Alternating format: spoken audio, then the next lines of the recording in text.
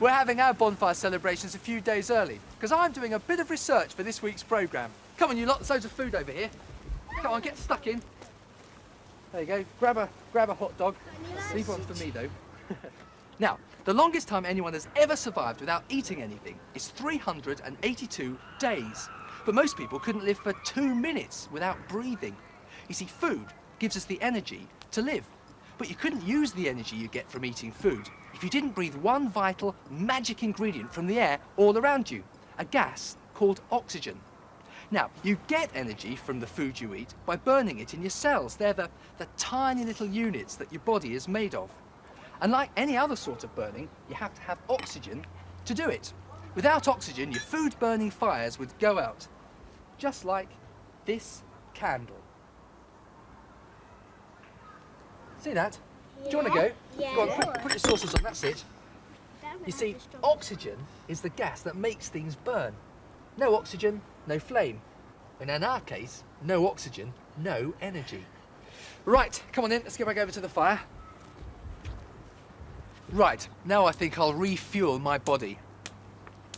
And now, a nice big breathful of air to help my body burn up this food. I'll see you later. He gets all the best jobs. But you know, no matter what food they eat, all animals get their energy the same way, by burning food with oxygen inside their bodies. Well, that doesn't make flames or smoke, but it does make another gas called carbon dioxide, or CO2 for short.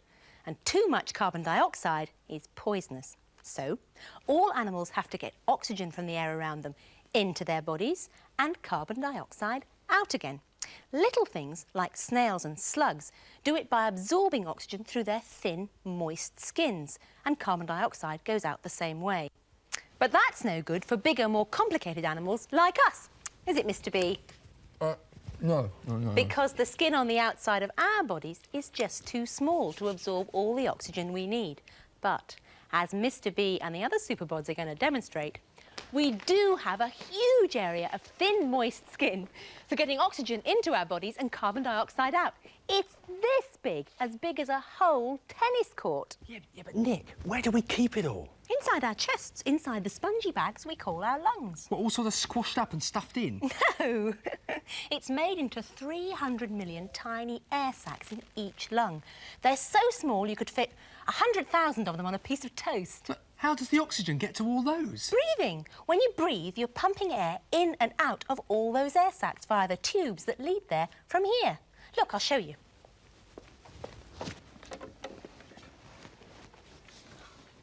When you breathe in, the air rushes down your windpipe here. Now, you can feel that on yourself. It's this bumpy bit on your throat. Now, that windpipe's like the trunk of a tree. And then the air goes into one of two pipes, one to each lung, like the branches of a tree. And then those branches divide and branch and branch and branch, like all the tiniest twigs of a tree, until they reach every single one of those 600 million air sacs. Oh, I wish I could see it working. Well, you're the bodybuilder. You go and make yourself a chest and some lungs. Good idea. Right, here we go. Mr. B's body box. Now, what about that for a chest? That'll be all right. Now, open that up. Now then, what have we got in... Ah, now look at that. I think that's a pretty good windpipe, don't you? Perfect. Right, what else have we got? Oh, look. Nice pair of lungs there. Right. On the end of those, like that. There we go. That can go inside the chest. And there we are. You know what you need? You need the springy floor of your chest, the diaphragm, this muscle that goes across the bottom. Ah, right. Can you pass me that red thing there? All right, That's OK. it. Great, thanks very much. And this can go in and be the, what was it called? The diaphragm. It's got to be springy, mind. Diaphragm, right, springy. Right. Now then, let's get the model working. Now, what happens when you breathe in? Right, your chest expands and this bit of your tummy sticks out a bit more. Oh, that's because your diaphragm moves downwards. Ah, right. So, diaphragm moves down and chest moves out. Oh, I see. And that creates a bigger space in the chest so the lungs can expand and draw in air. There you are. 2 full lungs. Right, that's in. Now, out. Right, what happens when you breathe out? Oh, I see. diaphragm moves up, chest moves down, and that makes the lungs get smaller and force all the air out again. You've got it in one. Ta-da! Well done. One essential bit you forgot, though. You wouldn't let air full of dust and dirt into all that sensitive lung equipment, would you? No, we need a filter, Nick. What you need is one of these. A nose full of hair and snot to catch all the dirt and grunge. And it's nice and moist in here, too, so the air gets warm and wet before it gets into your lungs. And if any grunge does get in, there's an automatic cleaning system in the lungs. Millions and millions of tiny little hairs wiggle about and push the dirt upwards so that you can just cough it out. Right, you see, and then these go in and then all the air comes out, you see. I think I'm really getting the hang of this breathing stuff, but it'd be good to have a bit of a recap, wouldn't it? When you breathe in, the oxygen turns food into energy. But the gas it makes then has to escape, so you breathe it out, you see. Oxygen comes in and CO2 goes out. That keeps your body working, and that's what breathing's about. All together now. In, out, in, out. That keeps your body working, and that's what breathing's about. Right, that's for why we breathe. Now for how we breathe. You breathe air in through your mouth and your nose, down your web up to your lungs, that's where it goes. Your chest swells up, we see it expands, that pushes down your diaphragm, then your lungs can spread, and the tiny sacs in them take in oxygen to the maximum. 600 million air sacs taking oxygen for you. But that's just half the story, and now for part 2. We breathe in, we breathe in.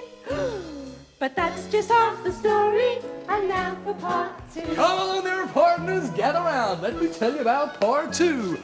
When you breathe out, your chest goes flat and your diaphragm moves up like that.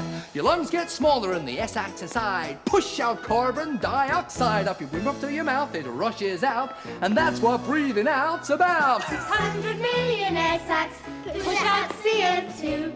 That's not quite all the story, the rest is down to you. We breathe in, we breathe out. That's not quite all the story, the rest is down to you. Let me tell you what you gotta do, boy. Tiny hairs in your tubes waiting, waggle about, and they trap all the dirt and you cough it out. But if you breathe in stuff like cigarette smoke, those hairs stop working, and that's no joke, because your lungs get dirty and they need to stay clean to give you the best from your breathing machine. All those sacs need air that's clean, so take great care of your breathing machine. In, out, take great care, don't you dare pollute the air of your breathing machine. Oh, that's brilliant, Nick. I understand breathing perfectly now. Good. Oh, but hang on a minute, though. You said that when we breathe in, the oxygen, right, has to go all over our bodies. To every single one of your 50 billion cells. Yeah, but how does it get out of the air sacs in our lungs to reach all the other bits? Oh, that's the other half of the oxygen delivery system. Yes. Well, it's a very long way from your lungs all the way around your body. Oxygen couldn't just kind of drift there. It would take far too long. So it gets picked up in the lungs and taken round the body by the blood. Oh, yes. Look, imagine this blue bit is an air sac, right? Now, all air sacs are covered very tightly by small blood vessels called capillaries. That's this red bit. And in the blood vessels are red blood cells. Now, when you breathe in, the oxygen comes in with the air, and then it just falls through the wall of the air sac into the blood vessel, and the red blood cells grab it and take it all the way around the body. Ah, but Nick, how does the carbon dioxide get out of your body? Well, that travels in the blood too, from all over the body where it's made, back to the lungs and the air sacs, and then it just goes into the air sac from the blood vessel and gets breathed out. And every time the red blood cells come back to an air sac, they pick up another load of oxygen. Just like that, take it all over the body. Oh, right. And this has to go on all the time to keep our cells supplied with the oxygen they need. Yeah, that's right. Ah, but Nick, I know that air isn't all oxygen, right? So, to get the right amount of oxygen, you must have to breathe in loads of air. You look at this. When you're running around at top speed and using lots of energy, you need to breathe in this much air every 30 seconds just to keep you supplied with oxygen. Wow! Hang on, I've just thought of something. Hold those. doing? Right, we need to breathe lots of air to keep us supplied with oxygen, yes? Yes. And all animals need oxygen, yes? Yes. Then what about fish? Haha, they don't breathe air, do they? So how do they get their oxygen? There's oxygen dissolved in the water. Oh, well, why can't we breathe water then? Because water's too heavy. Look, when you breathe air, it's like pushing air in and out of a plastic bottle like this, look, see? And that's really quick and easy, right? You try that in water, and it's really slow and difficult pushing water in and out of that, and it takes too long. Your chest muscles just couldn't work hard enough to get enough water in and out of your lungs for you to get the oxygen you need. Well, how come those little fish can then? Because they haven't got lungs, they've got gills. Their moist, thin skin is folded up as gills on the side of their heads, and the water just flows over them without them having to do anything. But when we go underwater, we need to take our oxygen with us in tanks. Look, you breathe into this bit. There you go. Good deep breath. That's it. Yes, but Nick, what I still don't understand... Hang on. My voice! Something's gone wrong with my voice! Help, somebody, please! I couldn't resist that. What I didn't tell Mr. B was that the oxygen in the tanks is mixed up with another gas called helium, which makes your voice go a bit funny. Doesn't do you any harm in small doses. He'll be fine in a minute. I don't think I will, though. That was a rotten trick to play, Nick. I was really worried there. I'm really sorry. Look, if you don't fancy diving, how about a spot of tennis? I've got a great opponent lined up for you. Tennis? Brilliant! My family are wicked tennis players.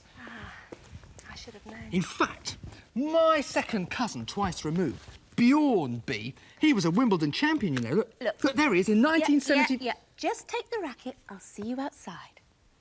Right. Oh, you're really getting ready for this match, then? Thought I'd have a bit of a rest before all the big effort, Nick. Well, you're certainly not making much effort at the moment. You're only breathing in and out this much air every minute. Is that all? That's a bit pathetic, isn't it? Well, it won't look quite so pathetic when you've been running about for a while. You've got a pretty tough opponent, you know. No problem. OK, where is he? It's not a he or a she, it's an it. Oh, right.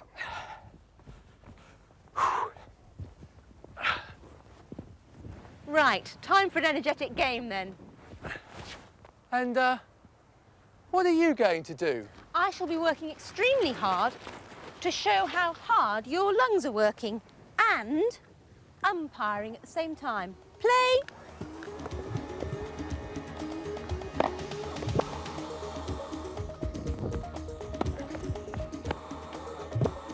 .30. Now remember, Mr. B is playing on a court that's the same size as his lungs.